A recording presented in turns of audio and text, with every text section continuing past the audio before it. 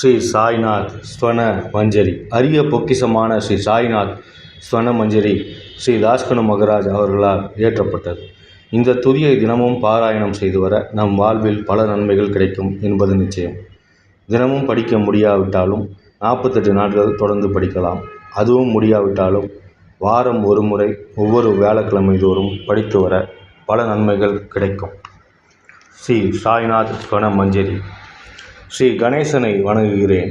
எல்லாவற்றுக்கும் ஆதாரமானவனே, மயூரேஸ்வரா, எல்லாவற்றுக்கும் சாட்சியாக விளங்குபவனே, கௌரியின் மகனே, எண்ணங்களுக்கு எட்டாதவனே, பெருத்த வயிறனே, ஸ்ரீ கணபதி என்னை காப்பாற்று. நீ எல்லா கணங்களுக்கும் முதல்வனும் தலைவனும் ஆவாய். எனவே உன்னை கணேசன் என்பர். எல்லா சாத்திரங்களாலும் ஏற்றுக்கொள்ளப்பட்டவன் நீ. சாரதா வாக்கின் தெய்வமே, நீ ஒளி வடிவமாக பிறக்கும் பதங்களின் தலைவி. உன்னுடைய இருப்பினால்தான் உலகத்தில் எல்லா நிகழ்ச்சிகளும் நடக்கின்றன. நீ எழுத்தாளர்களின் தேவதை. நீ எப்போதும் தேசத்தின் அணிகலனாக விளங்குகிறாய். உனது எல்லையற்ற சக்தி எல்லாவற்றிலும் விளங்குகிறது. ஜெகதம்பா, உன்னை வணங்குகிறேன். ஓ பூர்ண பிரம்மா, மகான்களுக்கு பிரியமானவனே, குணங்களோடு கூடிய உருவம் எடுத்தவனே, பண்டரி ராயா, கருணை கடலே, எல்லையற்ற கருணை உடையவனே, பாண்டுரங்கா, ஓ நரஹரி, நீ எல்லாவற்றுக்கும் சற்றதாரி. நீ ஜகமெங்கும் வியாபித்துள்ளாய்.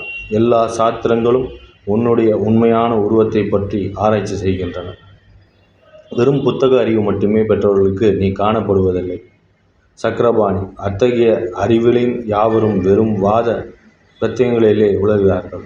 மகான்கள் மட்டுமே உன்னை அறிகிறார்கள். மற்றவர்கள் மயங்கியவர்களாக உள்ளார்கள். உனக்கு பக்தியோடு கூடிய எனது நமஸ்காரத்தை சமர்ப்பிக்கிறேன்.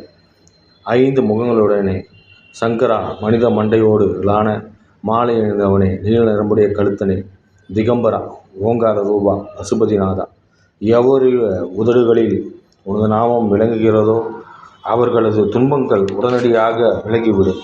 ஓ புனிதமானவரே, உன் நாமத்தின் மகிமை அத்தகையது. உனது பாதங்களை வணங்கி நான் இத்துதியை எழுத முற்படுகிறேன். நீலகண்டா, இதற்கு உனது முழுமையான உதவியை எல்லா விதத்திலும் எனக்கு அளிப்பாயாக. இப்போது அத்ரி மகரிஷியின் குமாரரான தத்ரையும், லக்ஷ்மி தேவியின் குலதெய்வமான விஷ்ணுவையும், ஸ்ரீ துகாராம் முதலான எல்லா மகான்களையும், பின்னர் பக்தர்கள் அனைவரையும் வணங்குகிறேன். சாய்நாதா, உமக்கு வெற்றி உண்டாகுக. பாவிகளை உயிர்ப்பிப்பவரே, அருள் நிறைந்தவரே, இப்போது உமது பாதங்களில் எனது சிரத்தை வைக்கிறேன். எனக்கு பயமற்ற நிலையை கொடும். நீ பூர்ணமாக பிரம்மரூபம், சுகங்களின் இருப்பிடம், மனிதர்களில் சிறந்தவரே, நீயே விஷ்ணு. எவருடைய பாதி உடலாக உமாதேவி இருக்கிறாளோ அந்த காமனை எரித்த சிவனும் நீயே. நீ மனித உருவமெடுத்த பரமேஸ்வரன். நீ ஞான வானத்தின் கதிரவன். நீ கருணை கடல். நீ பிறப்பிற்காக பிணிக்கும் மருந்து. நீ ஏழை எளியவர்களின் சிந்தாமணி. நீ உனது பக்தர்களை தூய்மைப்படுத்தும் கங்கா நதி. சம்சார கடலில் மூழ்குவோருக்கு நீ ஓடம், அஞ்சுபவர்களுக்கு புகலிடம் நீ. இந்த பிரபஞ்சத்தின் மூல காரணமாக எந்த பரிசுத்தமான சைத்தன்யம் விளங்குகிறதோ கருணை கடலே, அது நீயே. இந்த பிரபஞ்சம் உனது ஒரு விளையாட்டு. தாங்கள் பிறவியற்றவர், தங்களுக்கு இறப்பும் இல்லை. நன்கு ஆழ்ந்து விசாரித்து பார்த்த இறுதியில் அடையப்பட்ட முடிவும் இதுவே. பிறப்பு இறப்பு இவ்விரண்டையும் அஞ்ஞானத்தினால் தோன்றியவை. மகாராஜா, நீர் அவை இரண்டும் கொஞ்சம் கூட பற்றற்றவாக உள்ளீர். தண்ணீர் ஓடைகளில் வெளிப்பட்டது என்றால் அது அங்கங்கே தோன்றியதாக ஆகுமே. முன்பே நீர் நிரம்ப உள்ளது. உள்ளே இருந்து வெளியே வந்தது, அவ்வளவே. படுகையில் நீர் வந்தபோது அதற்கு ஓடை என்று பெயர் ஏற்பட்டது. நீரில்லாவிடில் அது வெறும் படுகையே. பெருகுவது, வற்றிவிடுவது பற்றி நீர் சற்றும் பெருத்தப்படுவதே இல்லை. நீர் படுகைக்கு கொஞ்சமேனும் முக்கியத்துவம் அளிப்பதில்லை.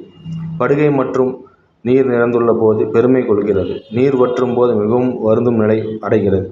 மனித உடல் நீர் படுகை போன்றது. சுத்த சைத்தன்யமே பரிசுத்தமான நீரூற்று. நீர் படுகையில் எண்ணற்றவை, இருப்பினும் நீர் வேறுபடுவதில்லை. பிறப்பற்றவரான அருட்கடலே, உமது வஜ்ராயுதம் என் அஞ்ஞானமாகிய மலையை அழிக்கட்டும் என்றும் வேண்டுகிறேன். இத்தகைய எண்ணற்ற தோற்றங்கள் இதுவரை பூமியில் ஏற்பட்டுள்ளன, இப்போதும் இருந்து வருகின்றன, வரும் காலத்தில் இனிமேலும் ஏற்பட போகின்றன.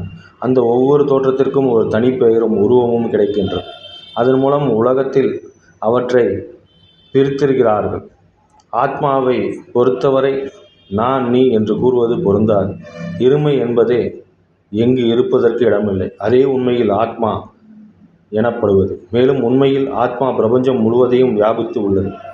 பின் நான் நீ என்று பிரித்து பார்க்க வழியில்லாமல் போய்விடுகிறது. மேகத்திலிருந்து பிறக்கும் நீர் ஒரே தன்மையானது பூமியின் மேல் இறங்கிய பிறகு அதற்கு பற்பல வேறுபாடுகள் ஏற்படுகின்றன. கோதாவரி நதிப்படுகையில் விழுந்த நீர் கோதாவரி என்று அழைக்கப்படுகிறது. கிணற்றில் விழுந்த நீர் கிணற்று நீர் என்று அழைக்கப்படுகிறது.